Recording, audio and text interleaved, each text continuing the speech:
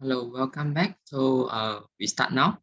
So today we are going to cover the Q&A session about basic cookies. All right. I will share the slide with you all. Let's check it out. Okay. First for me, my side, I will go through every products first. After that, I will explain some of the I can say theory, okay, about maybe cookies, how they storage, and technique wise, and also mean some of the ingredients which is you always use but you don't understand or you're not sure what it contain, what is their characteristic, and also what is their function. Okay, so any question you feel free to ask. Okay, so first product will be biscotti. So may I know have any question about biscotti? You can ask right now.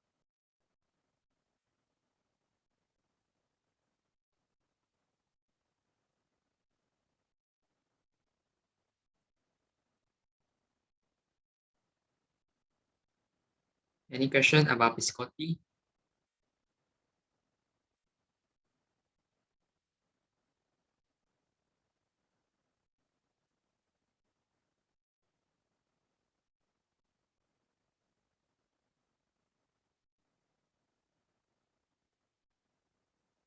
Any question about biscotti? Hi, Shrita. Hello, Jack. We have double bake. Yes, you need to double bake the biscotti because first baking, okay, first baking is actually to create a crust, okay, for the outer layer, which is this one, the one I'm showing you, the brown color one. After it bakes, okay, this part is like a bread texture, is a bit soft, okay. So, after that we slice into thin slice, and then we go for I can say is like a dehydrate baking. We just remove out the moisture, let it become crispy. So biscotti is double bake. Okay, I hope I answer your question. Then what is the use of egg white in biscotti? The egg white is actually to form the meringue base to fold the mixture. Okay, so I can say biscotti usually I can say is meringue based and usually is French meringue. So I believe you all know French meringue, egg white and sugar. We whip up and then we fold in the rest of the ingredients together and then we go for baking. Okay.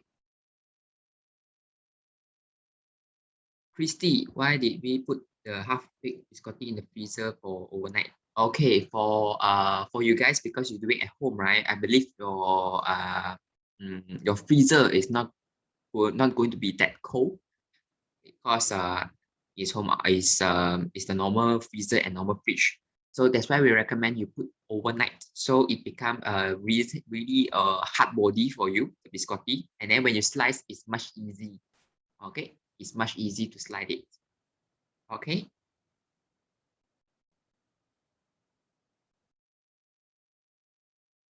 Shita, can we use any other flour? And can we use any other flour other than almond flour? No, sorry, because that is the biscotti amount inside. Okay, which means the almond powder it should be inside, so it cannot be changed. When I cut the biscotti after freezing, it seems to break and not nicely. Okay. Even can I know when you slide it, right?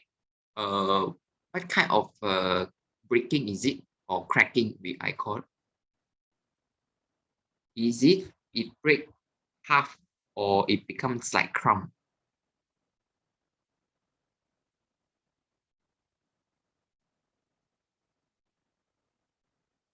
Oh, okay. Uh, there I have few options. Okay. You can try out. One is maybe it's a saw knife because when you're cutting biscotti, your saw knife, which means the bread knife that you cut, try not to have a very big gap. Try to use some small tip core. Okay, so it can help you to slice nicely. Second, sometimes it's your biscotti. The first baking part is slightly over, so it becomes a little bit hard.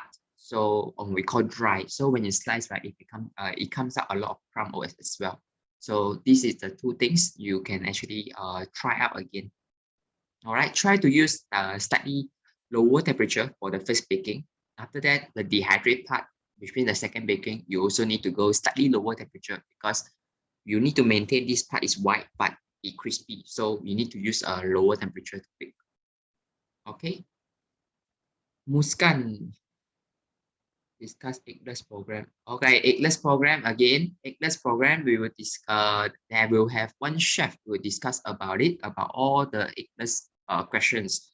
But right now, this one is basic cookies. It contains egg, so we are not going to discuss inside here.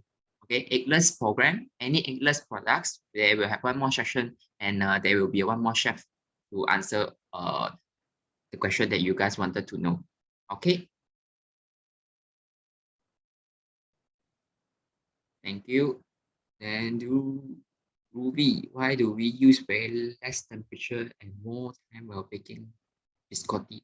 Okay, because one thing, we don't wish to use a very high temperature and to turn the outside part, okay, which is the brown color one, into too dark temperature, too dark color, which is I can say like burnt color.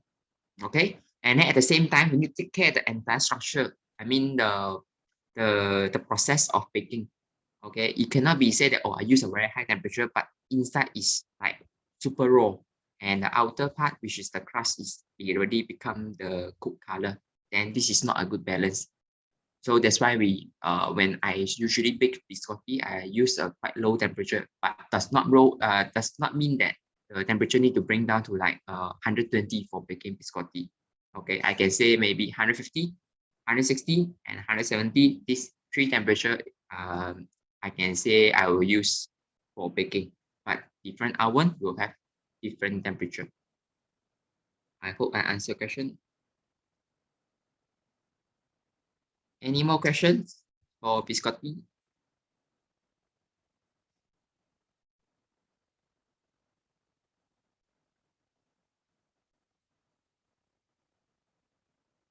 Okay, so since no question, I just do a recap. Biscotti, meringue base, fresh meringue, okay, which means egg white and sugar. Whip up to medium thick, then you fold in the rest of the ingredients. You go for first baking with the entire mixture, okay, inside a mold or in a ring. It can be done. After that, take out, cool down, and you can keep inside the freezer overnight. Next day, take out and slice it, and you dehydrate it until you get a nice color. Not nice color, sorry, until it's fully crispy, and your biscotti will be done. Okay, so next one, scone. Any question for the scone? You guys may ask, or any question you face where you're doing this at home.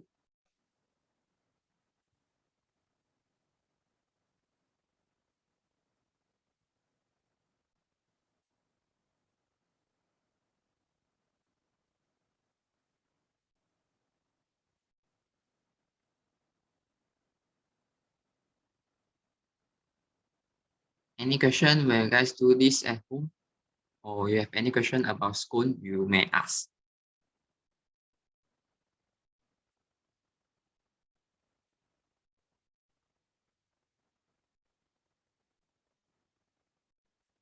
Okay. So why is it necessary to add milk powder in scone? Okay, it's actually for the flavor, yeah, flavor. Okay, for flavor. Then Christy, why should we use bread flour and cake flour together? Okay, cake flour and bread flour used in this recipe is because of the texture. Okay, if we just use cake flour, which is the protein is not that high, texture will not or I say will not at the expected sure. So that's why we play around with these two. Okay. What is diamond flour? Diamond flour is bread flour. Okay, bread flour. Okay, diamond flour is bread flour.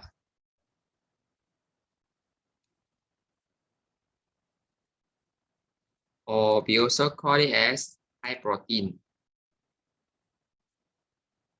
Okay.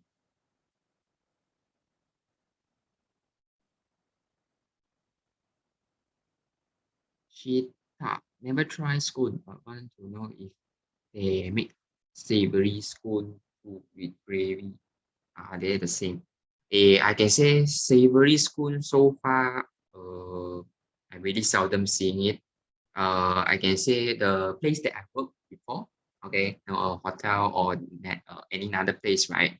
Most often I see the scone is usually one option they bake with just a plain flavor without anything.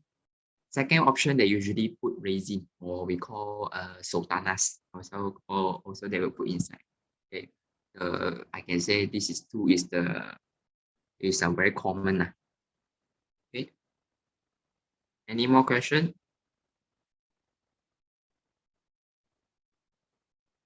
Any more question? But if you want to say you want to do some uh savory scone, right?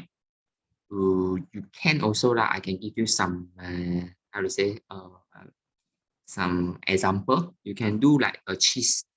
Okay, then you can think about it. Cheese goes with which mean what kind of ingredients is like a more very pair to each other. Then you can do it. Then you can use cheddar cheese. Okay, and herbs it can be done. Cheese and then maybe some another thing. Okay, you can try out, but don't go too over. Okay, I mean the picture there. Instead of raising a lot of things, I can say. Let's say example, sultanas, one of it. Okay, sultanas. Then raisin, golden raisin or black raisin. Then I think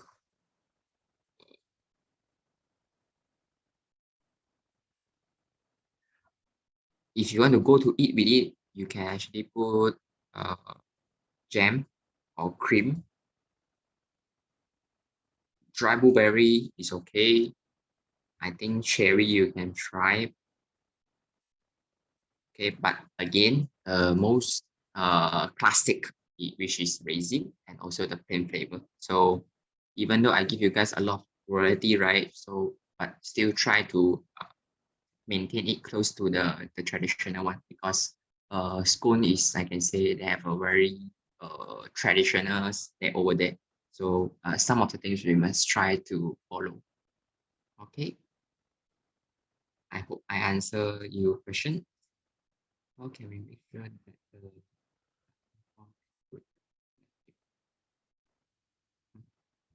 how can we make sure that the leftover dough does not fall and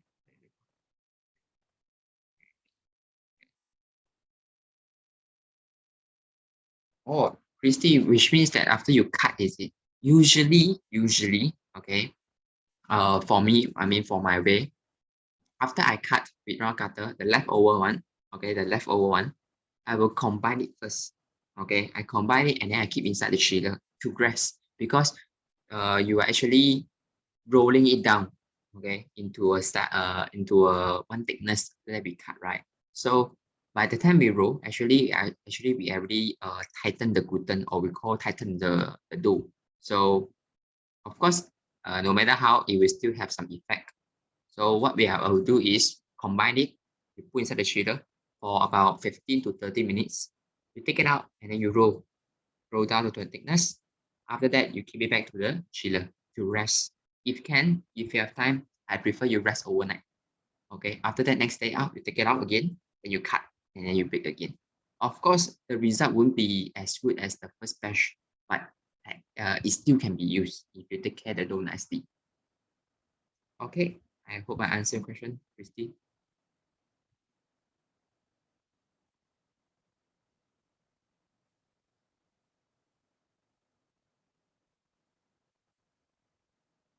No, rest it inside the chiller, which is the fridge.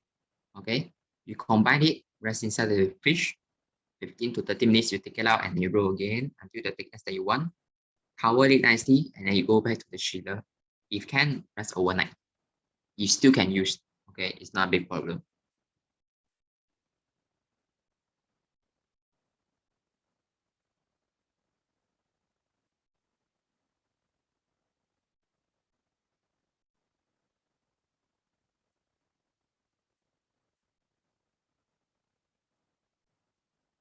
Okay, thank you. Okay, since this one no question, we go for the next one. Okay, diamond cookies. Any question for the diamond cookies?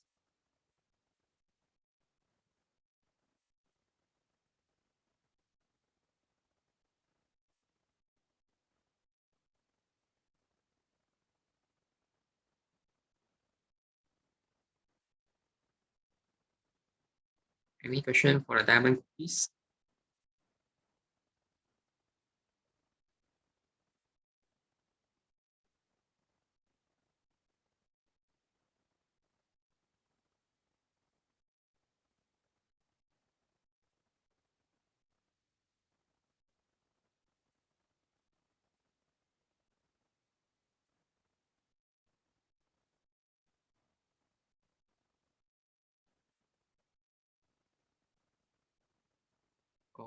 Okay, so what is the texture of the diamond cookies?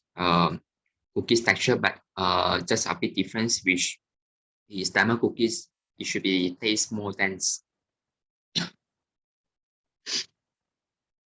Why are they called as diamond cookies? Because you can see the outside, okay, the layer there, you have put a layer of sugar, right? That's why it called as the diamond cookies. So because after the sugar, after this diamond cookies been baked, right, you can feel like it's shiny. So that's why we call it diamond. Okay, it is supposed to be crispy. Uh, I can't say it's crispy because it's thick. Okay, so I can say it tastes like is cookies texture, but it's just a little bit dense. Okay, or a bit hard. Okay, because it's using wrapping method. So this is the texture we should get. Okay. Can we change the flavor? I can say yes, you can change the flavor, but the most common I can see this recipe is the change to chocolate flavor. Okay, which means adding cocoa powder inside, and then just do it the same way, and then they bake.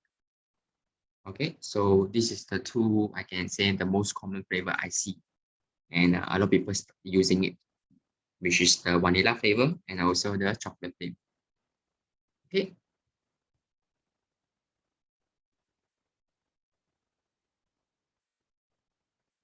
why did we use icing sugar? Okay, one thing, the icing sugar contains starch, so which is to help us to hold the body. Second thing is easy to dissolve because as you can see, the recipe itself is showing using wrapping method, right? So if we use the custard sugar, actually one thing is which is not good is it's hard to dissolve. Okay, and second thing, sometimes it's not even when doing the mixing. So that's why we choose to use icing sugar instead of custard sugar. Okay,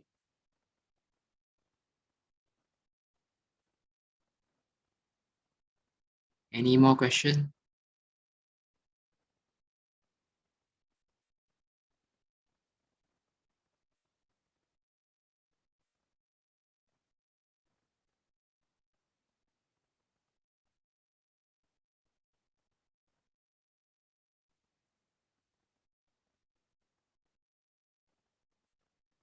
Any more question? No?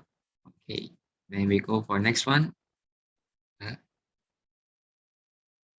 why need to brush with egg white? Okay, why need to brush with egg white? Because of we need to coat the sugar.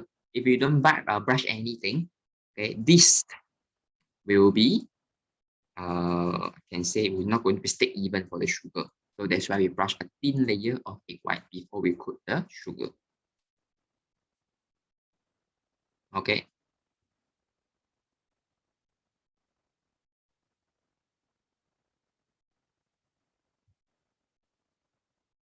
Okay, next one.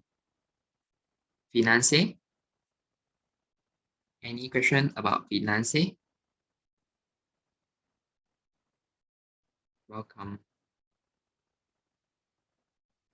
Any question for the finance?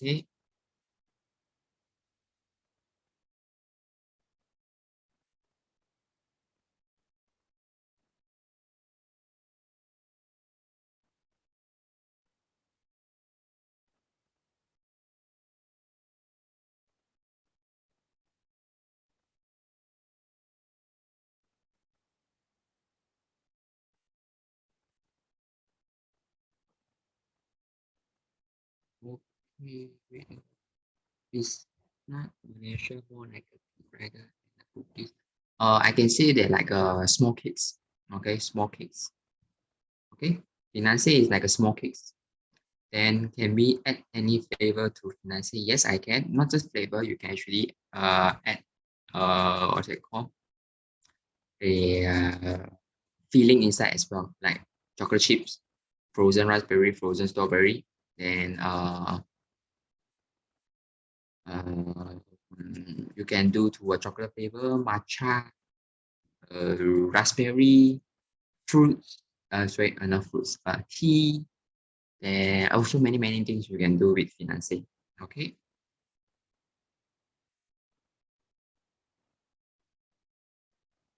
Pulinjo, caramelized to what extent?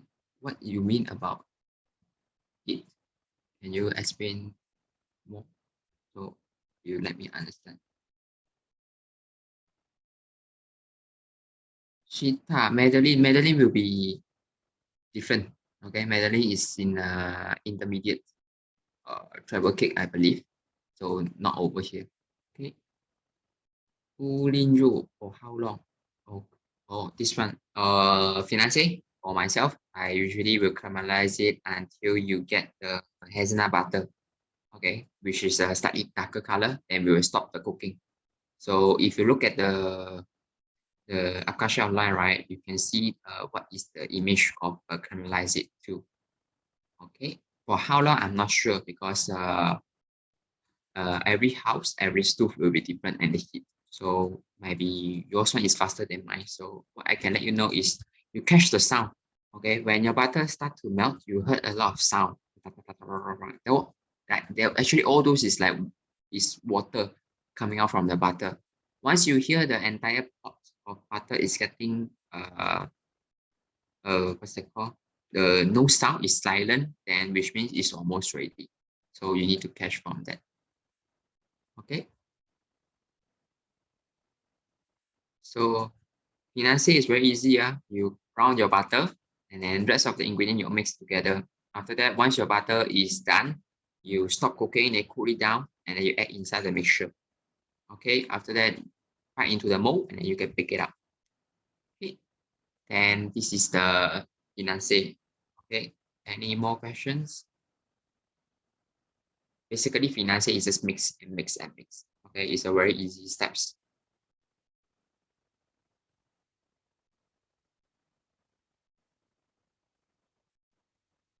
Okay, no question. Let me go for the next one.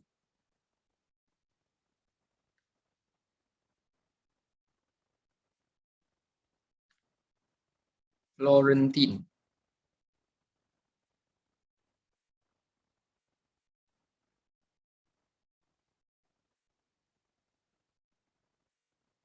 Any question for Florentine?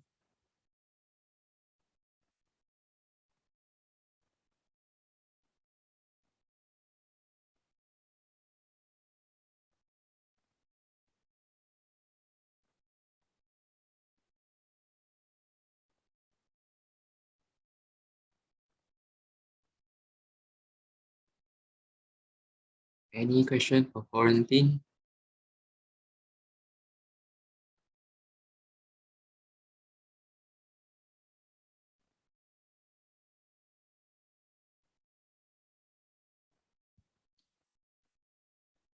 Okay, so no question. Oh, are they like granola bar? No. Okay, they're different from granola bar. Okay. Florentine, I can say the main ingredients, okay, they will the most common is like this one. They use the almond flake. Then you can put nuts. Then you can put candied cherry, okay, or any other things. Then for sure, the combination is filling on top, sweet pastry at the bottom. Okay, so it mainly actually, I mean the place that found out this thing is actually from Italy. They invent out this thing. Okay, Florentine.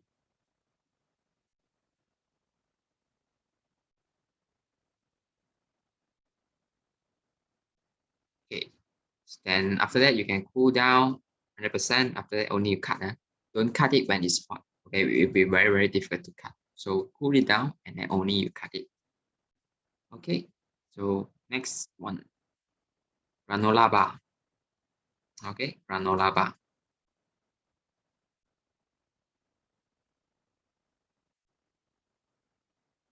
Can we use caster sugar instead of brown sugar? I can say yes, you can, but just brown sugar is giving you more flavor. Okay, they give you aroma. So that's why we change. We use brown sugar instead of custard. Okay. When I make the granola bar, it could not. Even is it you mean the baking, or is it the moment you how to say you will remove off the ring that time, it not sticking together?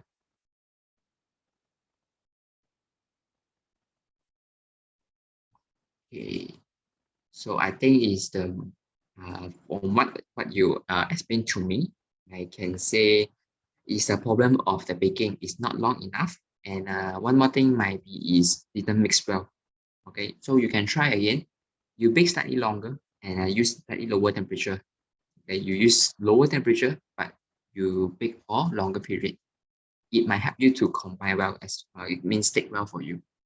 And then the mixing part, try to mix it well more. Okay, and then you press. So make sure every single ingredients filling is stick well with the syrup. Okay, even I hope I answer your question, and then you try again and let me know. Okay, both Florentine and granola bar has dry fruits and nuts and has no eggs and flour. Yes. Okay. As no. Florentine have flour because you have a sweet pastry. Okay. You remember your Florentine, you must have a sweet pastry at the bottom and then the filling on top. Okay. So I can say Florentine when you eat, yes, you have contained some flour inside because of sweet pastry. Okay.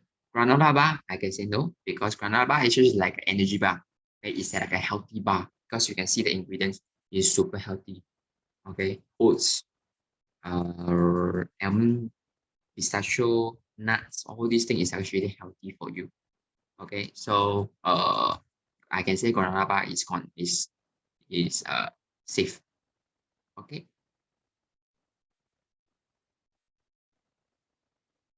Okay, just you guys just think granola bar is like an energy bar, okay, and healthy bar. Then it should much easy for you guys to understand. Oh, granola bar is like that. Okay. Okay. So we go for next one. Licorice. Licorice. Any question?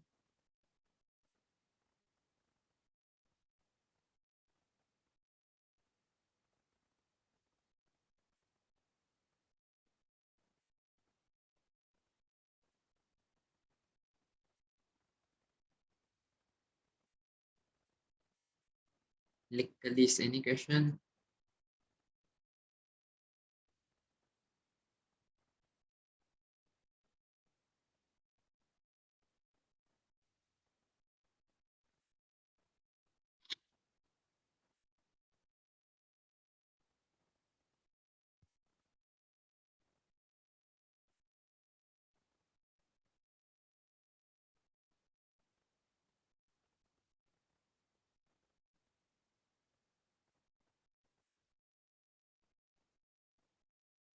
No question. No question that I can explain some of your knowledge for you all. Okay, licorice is a traditional hard spice cookies, or we call biscuit. Okay, then origin, which means the place that invent out Okay, it's actually from Switzerland. And that's why you can see there's a lot of herbs because again, it's a traditional hard spice bread or not bread, biscuit or cookies. Okay, so baking for this one is very, very important because if you study over bake, it becomes very, very hard. So it's not good to taste. So when you guys do licorice, you need to try to control the baking. The mixing part, I can say there's no problem. It's kind of very easy baking. Okay. Okay. If no question about this one, you can go for next one. Okay, which is the oatmeal raisin cookies. Oatmeal raisin cookies. Any question for this one?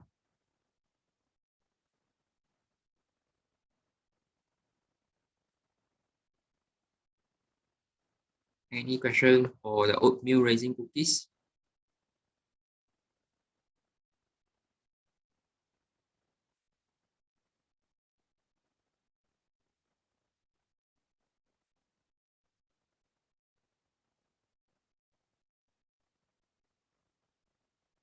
Uh, can I add in nuts? Yes, you can, but the filling part you might need to control nicely because if you follow the recipe, I mean the amount of the filling like oatmeal, raisin, these two, and you add another things inside, right? It will be too firm for the cookies. So you might need to minus down. You need to adjust the oatmeal and the raisin the portion. So it can help you to get the texture balance. Okay. I hope I answer your question.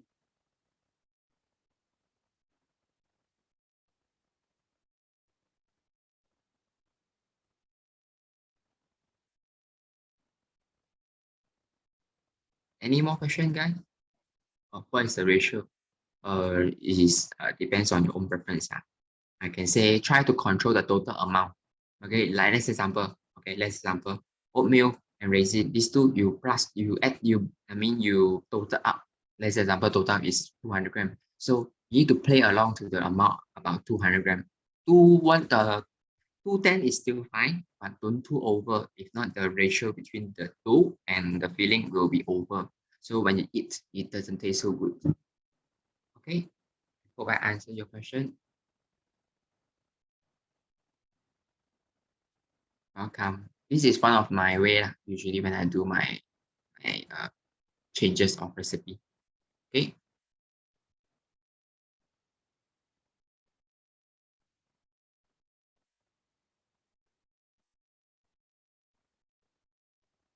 Any more questions?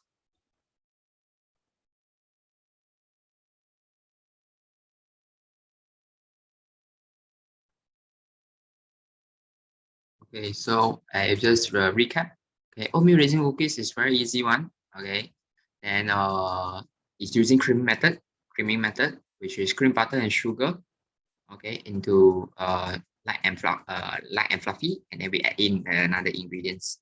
And follow up, mix well, and then you can put inside the chiller until it's get hot. Portion it, roll nicely, and we go for baking. Okay. Shelf life, later I explain to you, okay, about the shelf life because the next few slides we'll talk about the storage way. Okay.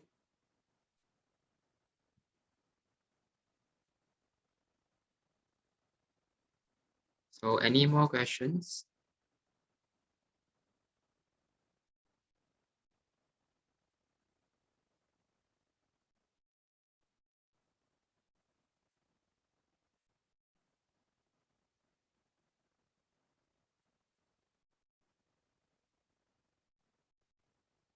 Any more question, guys, about oatmeal raisin?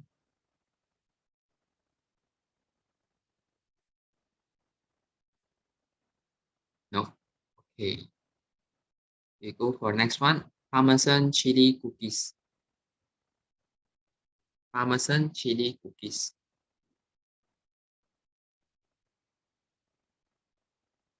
Any question for this?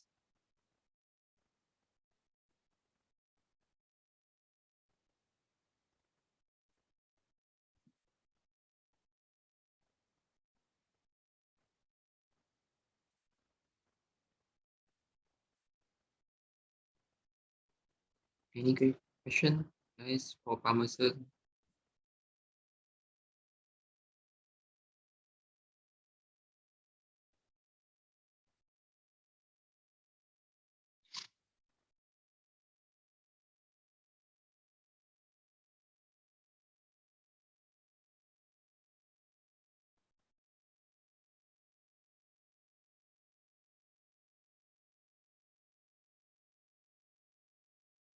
Which one is Stephanie?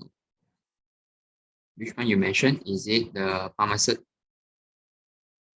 or any cookies?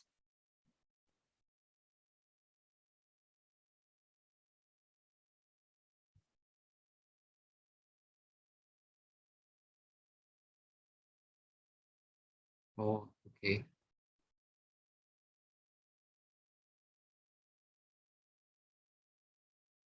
For this one, it's very difficult to shape my head because as you can see the shapes, right? Usually for Parmesan, we will roll it down by hand or anything, roll down to the thickness that we want, and we freeze it. Then we cut with round cutter or any cutter, place on the tray, and we go for baking. Okay, this is for the Parmesan side. Then next one, Susan, why does cookies spread? Why does cookies spread? I can say that few ways, few things will cause like that. One is your temperature too hot, and then or maybe your temperature too low. So when it bake, is not does not control the heat nicely. And second, sometimes it's your dough too soft when you place it on top of the tray. So what you can do is you cut, okay, you cut already, put on the tray, keep inside the chiller for a while, let the dough get firm, then you go for baking. Okay, only you go for baking. Can we use different cheese? I can say cannot because you can see the title Parmesan. Okay, and Parmesan is like a soy, so it's much easy to combine. That's why we use that. Okay, if you use mozzarella, how you going to combine like a cookies dough? It's difficult. Okay, how to retain size? Okay, sometimes you guys will do actually when you do this kind of cookies, right, which is roll down and you cut the cutter, right? Always we found one thing is when you guys move the dough and place it on top of the tray, right, it's always run out of shape. So I have one way you guys can try. It takes a bit over, a bit means it takes a bit time, okay, but it can help your product will maintain very nice. You cut already, okay, don't take out immediately. You cut already, you put it back to the freezer. Okay, then you take it out after it get hot, take out one by one and you place it on top of the tray. Once it get a bit soft, a little soft, you put it back to the freezer. So repeating the same steps, you will maintain the size nicely. Okay, because I know sometimes your house is a bit too warm, so the dough it gets soft very fast. So I can say this is the only way you can control. Okay, method 5. When it is still frozen, do I need to pour before baking? No need. Okay, no need to thaw. Just go for baking directly. No need to wait. Okay, once it's everything done, okay, shapes control nicely, even everything, then you can just go for baking directly. No need to wait. Okay. Okay, then just one more information. Sometimes, because when I teach, right, this Parmesan chili, sometimes a lot of students feel a bit too spicy. You actually can minus down the ratio. Okay, cheese you can. Okay, for me myself, like, I don't. If example lah, I don't like the smell of Parmesan too strong. Okay, you can actually minus down. Maybe you take a 10 grams. Then I will take out also 5 grams of chili flake because I don't want it to be too spicy. Yes, it can as well. Okay, but you don't take out everything. Okay, if not, there's no reason call it as Parmesan chili. Okay.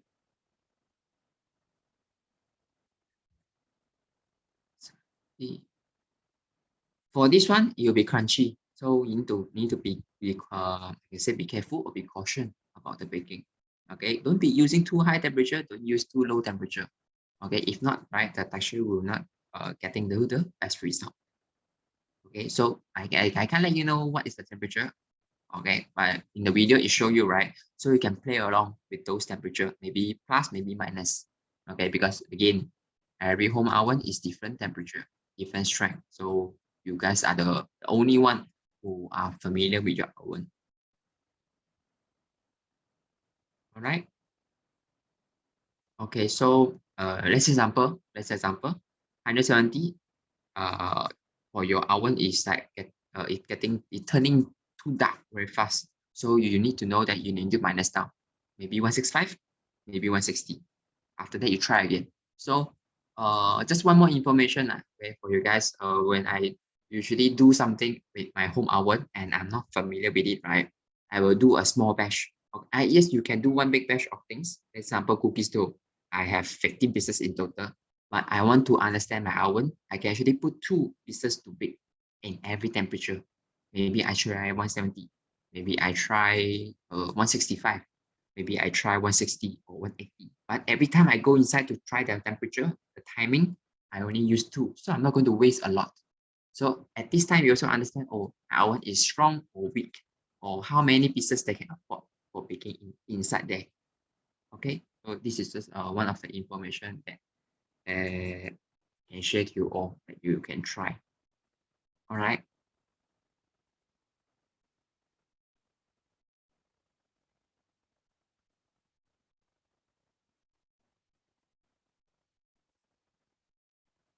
Okay, if no, can all frozen cookies be ready to bake?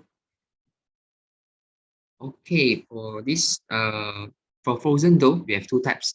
Okay, one is frozen raw dough, one is frozen cooked cookies.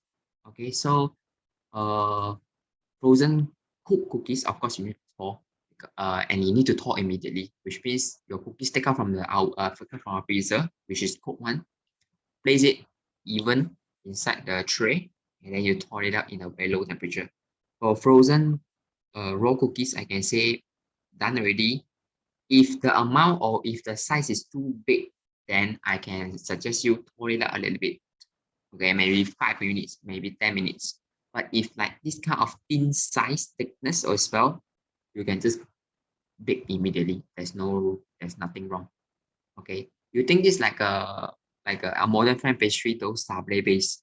Okay, it's same thickness, almost the same. Then usually the chef will just cut and then place on top. They go for baking immediately. So there's nothing right or wrong. Okay, but if like I mean the size is like a little bit too big or large, then you can actually thaw 5 to 10 minutes.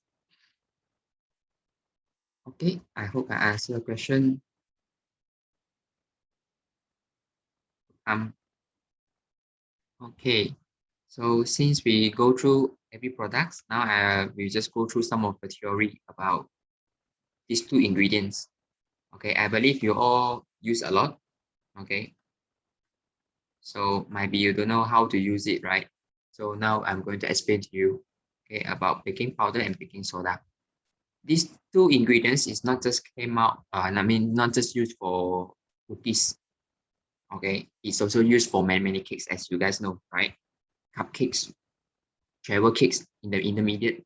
Okay, you use baking powder and baking soda also. So to let you guys more understanding these 2 ingredients, I believe it's important to show you guys this thing. Okay, just to know that how to use it wisely. Okay, just bring a moment.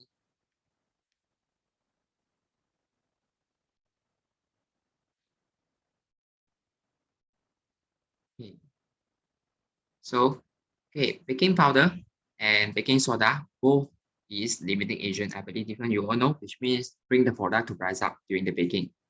But your baking powder, you actually have 2 types. Okay, you have 2 types. I believe you guys know it as well. We call single action and double action. Okay, the one you guys buy always, I can say, usually is double action. I mean, in bakery shops or in any supermarket, grocery, usually they're usually selling you is double action. Okay, but if you want to know it more details, specific, you can actually ask for the description or the sample, or we call it single action or double action. You can ask for it. And baking powder is a complete, okay, living agent which contain both, okay, both base, one sodium bicarbonate and acid, okay, and acid, which means it's a complete product or it's a complete ingredient. You can use it immediately. It can help you to function immediately, okay. But now single action, right? They only will react one time. That's why they call single action, okay. when they start action or when they start activate is when they in touch with heat. Only it start to activate. That's why for using single action, right? When you mix it with liquid, they're not going to activate. They will only activate or they only will work is inside the oven to rise the products. But for double action, it's different. They will react 2 times because double. So 1 time will be when they contact with liquid. Liquid, which means any liquid, they will start to react 1 time, which means the first. Second time, which is contact with heat, like a single action. So this is the difference between these two. Okay, if you want to understand. Then for baking soda, okay, baking soda is used in baked goods such as, again, like that just now, but I mentioned to you all, cakes, muffin, and cookies. You can always see they have a baking soda inside. So baking soda, we also call it as sodium bicarbonate. Okay, that's why sometimes you see in the recipe book or any place that you see, right? Sometimes they write sodium bicarbonate is actually baking soda. Okay, it becomes activate when it combined with both an acidic ingredients and liquid. So in this way to understand is, or I can explain it as to you is baking soda, they cannot react or they cannot work individual. They need some support, which is acidic ingredients, lemon juice, yogurt, okay, or any type of acidic ingredients. They can be a friend to the baking soda to react together, to work together. When they don't have those ingredients, right, it's very difficult for them to work. Okay. Once it's activated, okay, carbon dioxide is produced, then allow the baked goods to rise. This sentence, carbon dioxide is produced, is actually work to baking soda as well. So it's not just baking soda. So from this understanding, baking powder contain 2 things: sodium bicarbonate, which means baking soda, and also acid. That's why it's a complete one. But if you look at the baking soda, it's not complete because they don't have acid. Okay, that's why most of the ingredient, once you have baking soda, for sure at the next you will find out they have some acidic ingredients beside them or inside the recipe, is to assist, is to work with them. Okay, but of course, so you will say sometimes the recipe itself have baking soda and also baking powder, but they don't have acidic ingredients. It's just because acidic is come from here. Okay, your baking powder inside they already have acid. So that's why you just need this and this to work together. It's work as well. There's nothing wrong. Okay. So baking soda, we can work individual, no friend, support. Baking soda, you need some friends. One is come from here, one is come from acidic ingredients. Okay. Can everyone understand this one? Okay. Oh, okay.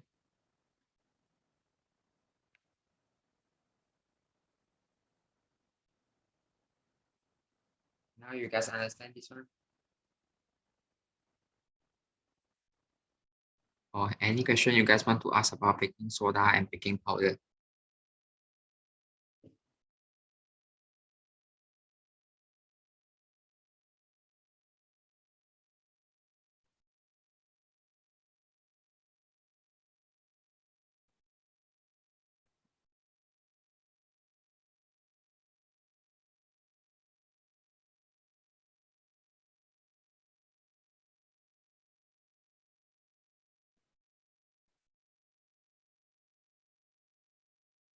Any question you want to ask? You may ask now. Now is a Q&A session.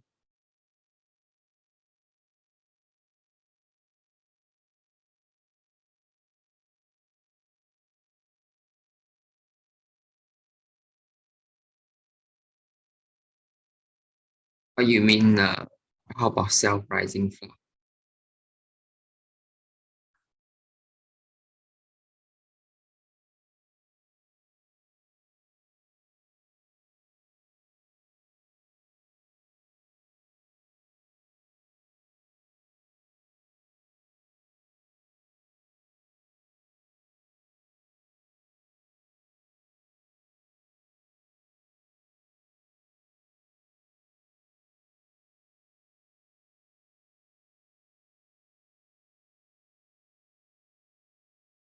Is it a must that neither baking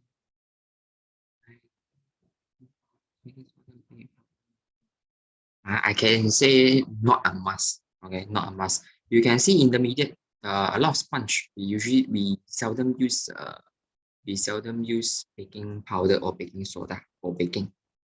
Okay, because one thing, a lot of sponge that we use in that program is mainly is uh sabayon, meringue. Okay, so these two will actually cause carbon dioxide to produce heat rising as for the baking for the sponge. Okay, you can see baking powder, baking soda, these two usually come out is muffin, travel cake, which is butter cake, all these things, because it need things to push. If not, it's difficult for them to pumps to come out the result. That's why we use these two to assist the living agent. Okay.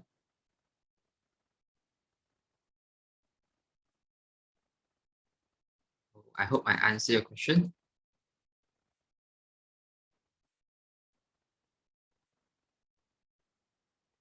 Okay, Shita. Does the flour has baking powder or soda component in the flour? I can say in self-raising flour, usually they contain baking powder. Okay, baking powder.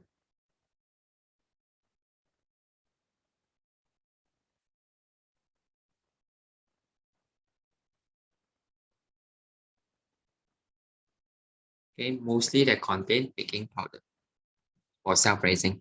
Okay,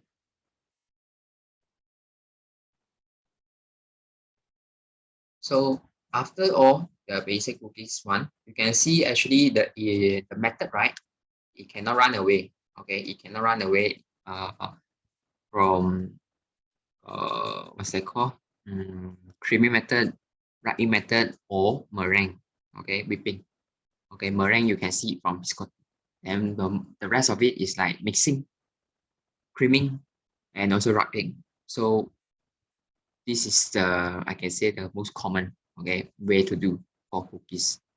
Okay, so is what is the ratio as there are many methods? For me, the most easy one is to buy. Okay, don't make yourself so suffer to make a self-rising flour. Okay, because you, as you say already, they have many recipe, right? So even though in here, Malaysia, we also have a lot of recipe for self-rising flour. Okay, but so far I cannot find standard also. So when I need self-rising flour, I can say the most easy way is to buy, because the moment you do all these recipe, you try out, right? I can tell you when you buy one self-rising flour, it's very much better than you go experiment so many type of recipe. Okay, Rawada, let me find. I let you know one recipe which is long time ago. Okay, but I cannot get 100% promise that it will be work. Okay,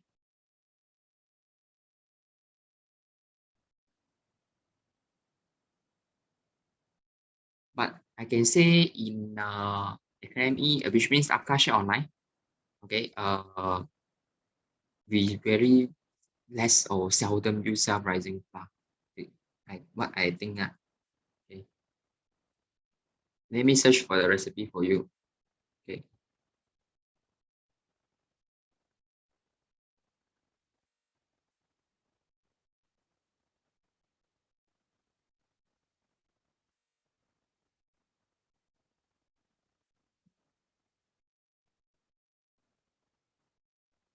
wait a moment. Any other? Do you have any question you can ask?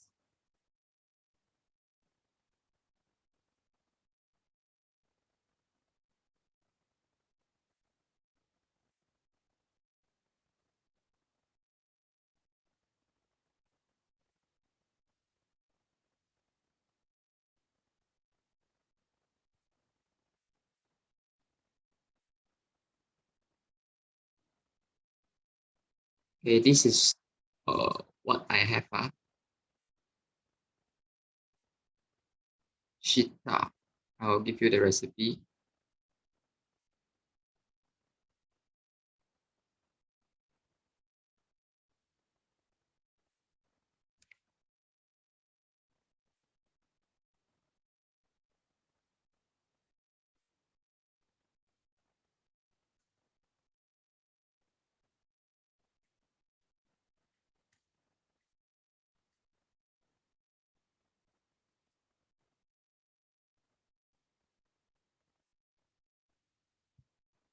Okay.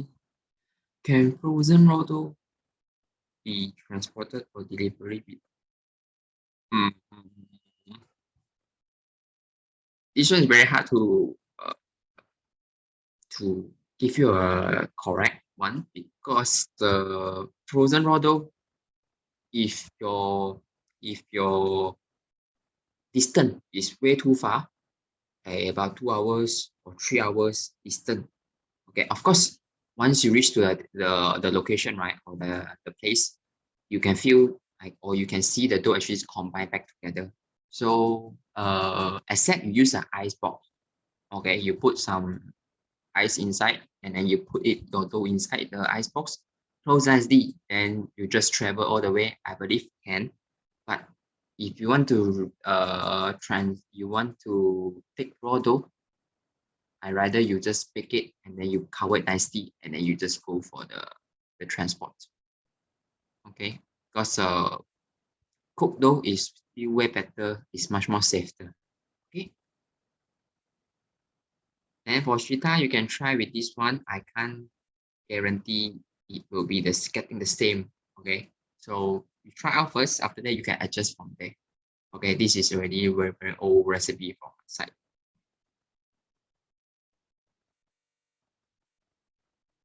Then for storage, okay, you guys will always think about storage for cookies, how you're going to store a very nice one, and then how you can extend your shelf life. Okay, so when you guys storage for cookies, it depends on two factors. Okay, two factors. This is important. Okay, when you guys before you go for storage, think about these two things. Okay, one, type of cookies. What type of cookies you want to go for storage? Okay, example, oatmeal, licorice, parmesan, diamond cookies. This is the types. Okay, and the way the cookies is stored. So there are many ways. So we will go through one by one. Okay, first, make sure all cookies is cool completely before storing. I believe this one you all know already. Must always put on a wire rack or you put to some place, let it cool. Then only you go for storage. Then first way, airtight container and room temperature. Okay, airtight container and room temperature. This is one of the way. Okay, airtight container, I believe you guys know already.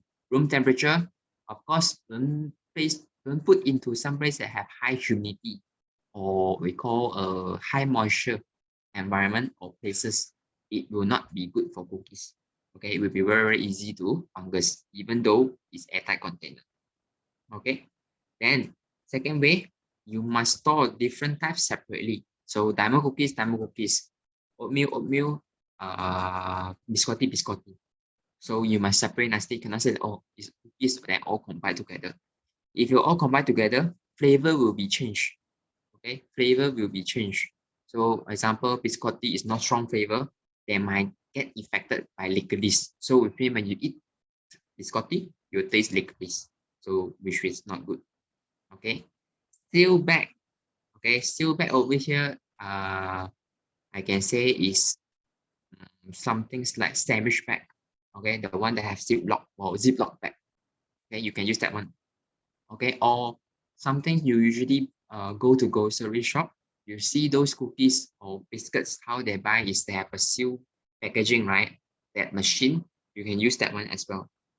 Okay, to seal all the cookies.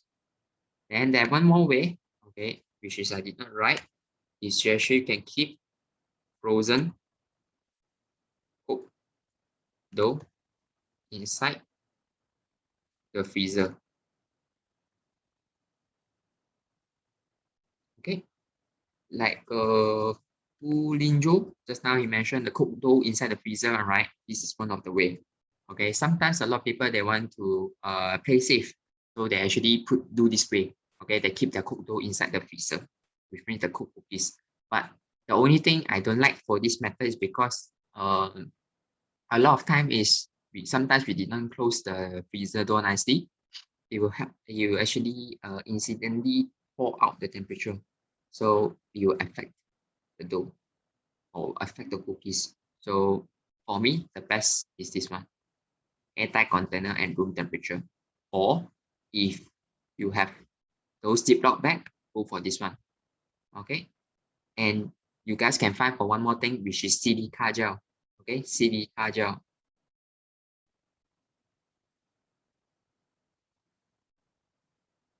Silica gel. Okay, is what's it called? Is things to absorb the humidity.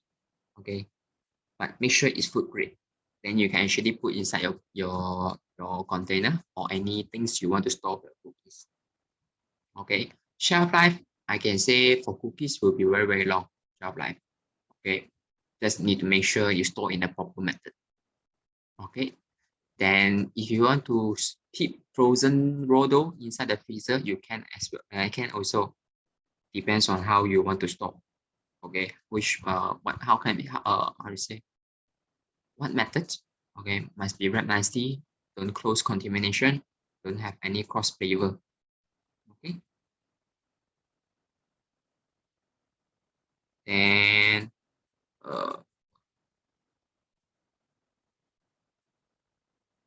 I believe this is the storage things that I can give information to you all. Okay, because this is the main point for storage. Okay.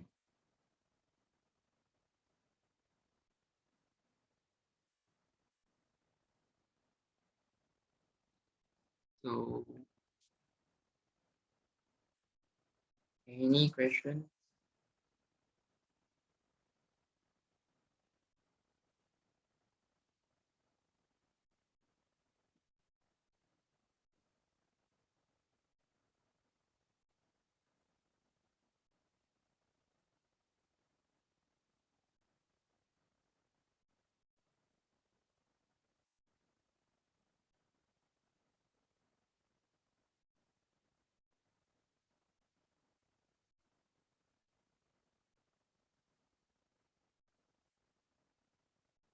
Susan, a general question: is there a difference in terms of biscuit and cookies? Okay, so from what I'm understanding, okay, from my theory side, okay, cookies usually they are slightly soft, so, okay, slightly soft, okay, in the center. Then biscuit mostly is crumbling and or dense we call. Okay, beside that, look, recipe, ingredient, they are almost the same. Okay.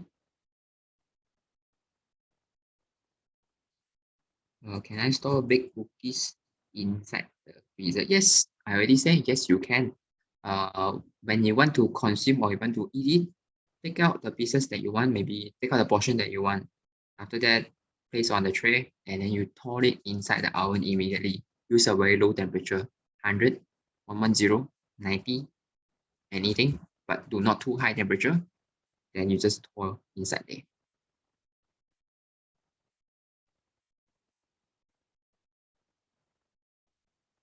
Any determine if a cookies is going to be chewy or crunchy?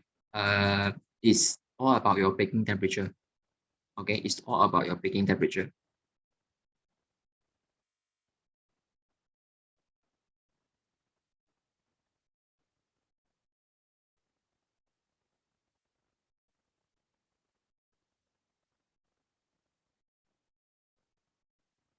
And for the cookies and biscuit, right? One more information is cookies is usually larger than biscuit. I mean the size. Okay, cookies is usually larger than biscuit. Okay.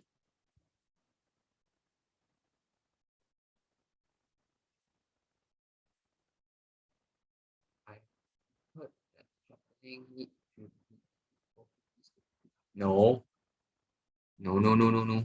Cannot. Shortening is actually vegetable fats. Okay, it's very difficult to melt in your body. That's why we always use butter because butter is animal fats, and it's is way much better to melt inside your body compared to shortening. Okay, that's why shortening is very very seldom to consume inside your body. It's not so good for your health. Okay. If you say chocolate cookies to be crispy, we also have one, I can say in I think it's the master class. Okay, chef can master class. There one is the cookies and macaron, right? The chocolate chip cookies with apricot butterfeed. That recipe is crispy also. If you use in correct temperature, and it's very nice. It tastes very good.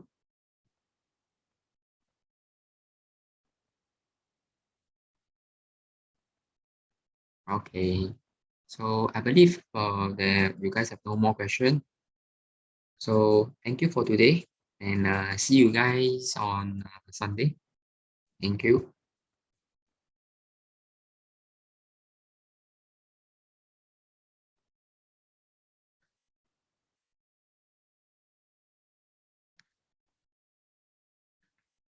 Thank you. Thank you.